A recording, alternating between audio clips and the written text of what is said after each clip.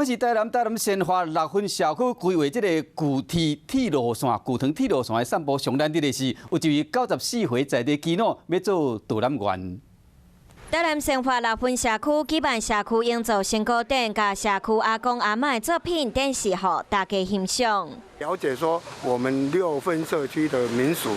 以及它的名胜，然后它的历史，所以今天我们邀请了很多学员过来参加今天的活动。在散步欣赏的过程当中，有一位94岁在地士大欧炳富，在活动当中担任导览员，甲大家了解早期生活，总共有5条甘蔗载运路线。这个胡炳富先生他是我们6分社区的耆老，他今年已经94岁了，所以我们邀请我们对从小在这边长大的耆老来帮我们解说我们6分里的历史。社区规划古塘铁路线散步旅行，有兴趣游客买单来佚佗。